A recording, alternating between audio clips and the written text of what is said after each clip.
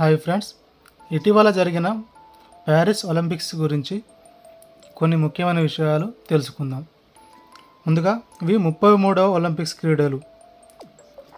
ఇవి ఫ్రాన్స్ రాజధాని ప్యారిస్లో జూలై 26 నుండి ఆగస్టు 11 వరకు జరిగాయి.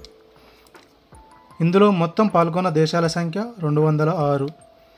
ఇందులో 32 ఆటలు 329 ఈవెంట్లలో జరిగాయి. పథకాల పట్టికలో అమెరికా మొదటి స్థానం, చైనా రెండో స్థానం సాధించాయి. ఇందులో మొత్తం 126 పథకాలతో అమెరికా మొదటి స్థానాన్ని నిలబెట్టుకుంది. ఇందులో 40 స్వర్ణాలు సమానంగా వచ్చినప్పటికీ 126 పథకాలు రావడం కారణం చేత అమెరికా మొదటి స్థానాన్ని దక్కించుకుంది.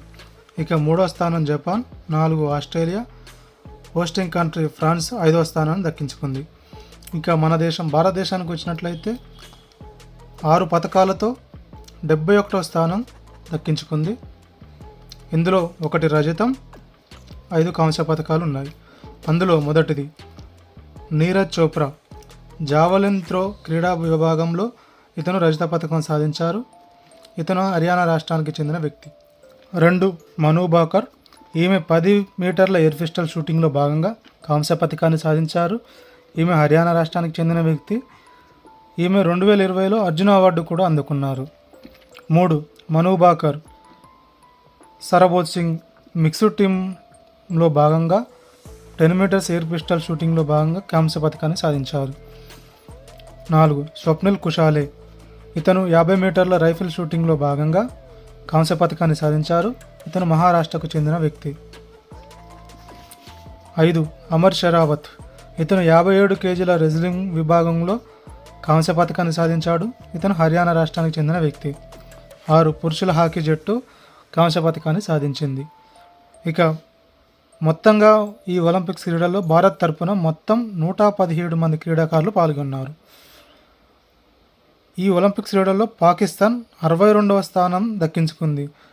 ఎందుకంటే పాకిస్తాన్కు ఒకే ఒక్క గోల్డ్ వచ్చినప్పటికీ స్వర్ణ పథకాలు వచ్చిన దేశాలు మొదటిగా ఉంటాయి కాబట్టి భారతదేశం కంటే ముందుగా 62వ స్థానం దక్కించుకుంది.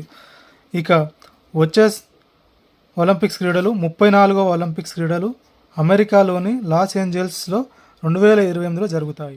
భారతదేశం నుండి వివాదాస్పదంగా నిలిచిన రెజ్లర్ వినేష్ ఫోగట్ 50 కేజీల విభాగంలో ఫైనల్ వరకు చేరుకొని 100 గ్రాముల అధిక బరువు కారణంగా అనర్హతకు గురైంది.